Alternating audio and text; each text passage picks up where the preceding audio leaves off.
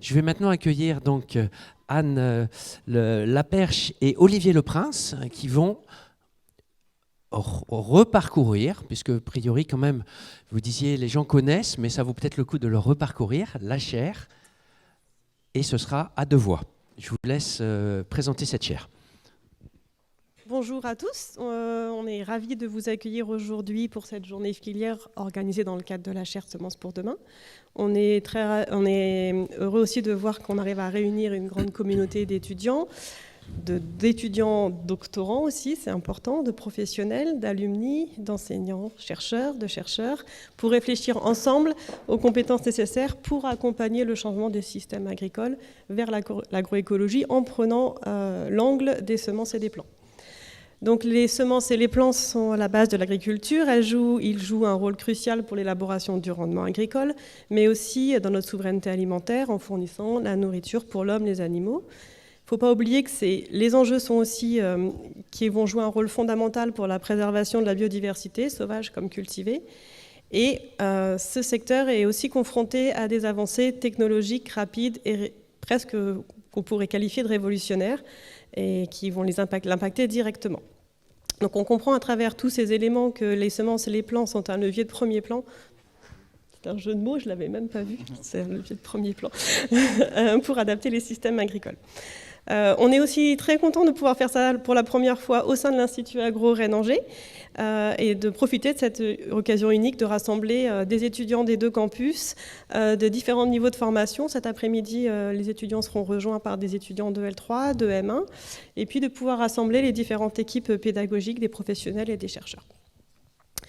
Juste quelques petits mots pour rappeler que tout ça, ça a commencé il y a quelques années, même un autre ère, c'était avant le Covid, donc ça a un repère un peu historique. Donc on avait eu déjà une collaboration fructueuse avec historiquement donc le GNIS, qui est devenu CEMAI ensuite, et on avait fait une collaboration dans le cadre du MOOC Semences, et c'était plutôt Maria Manzanares qui avait été pour nous aux manettes de cette partie-là.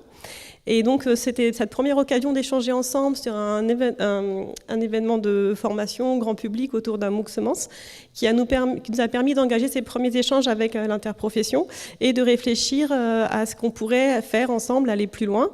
Et on s'est rendu compte assez vite qu'on partageait 2 constats. Le premier constat était que la filière semences est un élément incontournable pour réussir la transition agroécologique.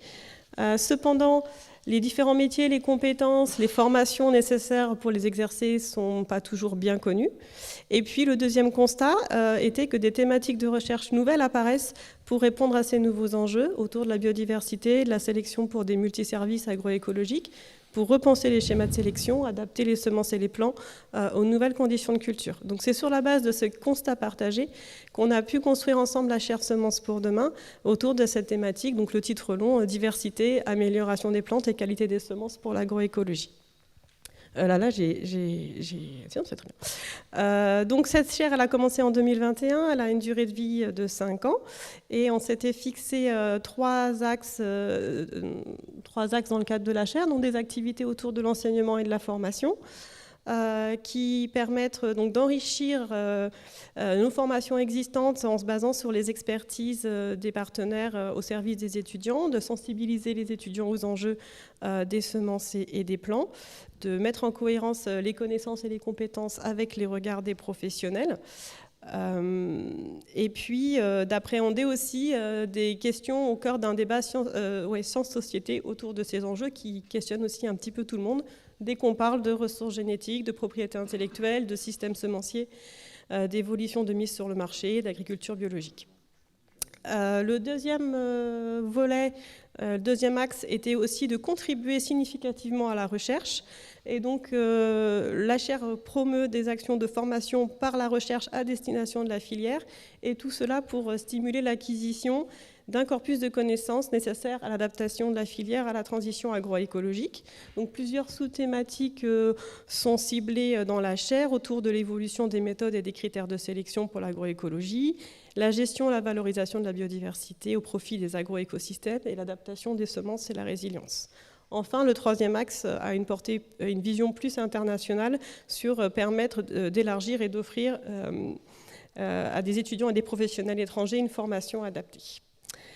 Voilà, je passe la parole à Olivier là, pour la fin de l'intervention. Donc bonjour à tous. Alors effectivement, donc on est tous ici passionnés par les semences et les semences restent sur le devant de l'actualité et omniprésentes dans l'espace public. Et on a une certaine responsabilité vis-à-vis de ça parce que quand on voit justement ces éléments qui sont au cœur de l'actualité comme les nouvelles technologies NBT, le phénotypage au débit robotisé grâce aux percées de l'intelligence artificielle, la réflexion autour des microbiotes et leur rôle dans la santé des plantes, l'interdiction du glyphosate ou la possible interdiction du glyphosate qui est sous-jacent à une question super importante de savoir comment réduire et très vite les pesticides, l'évolution de la réglementation sur les NBT à l'échelle européenne qui est en train de discuter à l'heure actuelle, alors que le prix Nobel sur le CRISPR-Cas9 a été attribué seulement il y a 3 ans, et on parle maintenant de CRISPR-Cas13, on en obtiendra peut-être aujourd'hui. La prise en compte de la biodiversité cultivée, qui est peut-être un des mots-clés et des portes de sortie pour résoudre les défis qui nous occupent, vont amener des questions particulièrement importantes en termes pour les organismes d'évaluation. Comment est-ce qu'on va réglementer des matériels qui sont hétérogènes biologiquement, des variétés biologiques adaptées à l'agriculture biologique. Et puis il y a aussi la question, parce que les semences au final, c'est ce qui va nourrir la population et le bétail. Et en fait, les semences, elles sont là, elles garantissent la sécurité alimentaire. Alors c'est quelque chose qu'on a pris comme acquis, mais dès qu'on voit la guerre en Ukraine aux portes de nos frontières, on voit comment une guerre peut perturber au niveau mondial cette sécurité alimentaire. Donc toutes ces questions, finalement, elles touchent au cœur de la filière semences et des plants, et elles posent les défis à relever dans les prochaines décennies. Donc c'est un secteur qui évolue très vite, qui intègre les avancées technologiques et scientifiques les plus récentes, elles sont basées sur l'innovation, et ceux qui répondront aux défis, au final, ce n'est pas nous les enseignants, c'est vous les étudiants, avec les compétences dont vous allez pouvoir besoin. Et donc on est là aussi pour réfléchir quelles sont les compétences au final va-t-on avoir besoin pour traiter ces différents aspects. Alors la chaire est un outil assez efficace pour pouvoir relever ces défis, et je voulais juste ici partager un petit bilan avec les actions qui ont été mises en place depuis la création de la chaire. Donc nous sommes fiers d'avoir pu financer 7 stages de niveau de M2, 2 thèses de doctorat qui sont en cours dans 3 unités de recherche, une à Angers, à Montpellier et à Rennes. On a aussi pu contribuer au MOOC Semences, Anne l'a mentionné, qui a été revitalisé et traduit en anglais. La chaire a pu aussi permettre le renforcement de l'application des professionnels, notamment autour de sponsorisation de projets d'ingénieurs.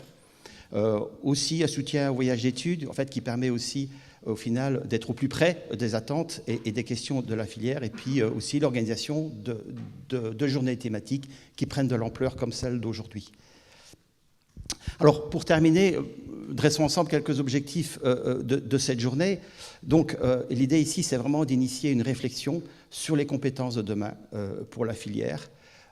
Et c'est pour ça qu'on a voulu intégrer dès le début les étudiants qui ont des questions, des préoccupations. Donc l'idée, c'est vraiment d'échanger aujourd'hui sans être inhibé par finalement nos étiquettes. Deuxième élément aussi, on voudrait partager aussi les résultats de recherche qui ont été financés par la recherche pour vous montrer un peu ce qui se fait et comment on aborde les problématiques qu'on a définies. L'idée aussi, on a créé des temps d'échange entre les étudiants et les professionnels. Profitez-en, nous avons ici des personnes de qualité qui représentent la filière. Et donc, c'est le moment idéal pour commencer à créer vos réseaux.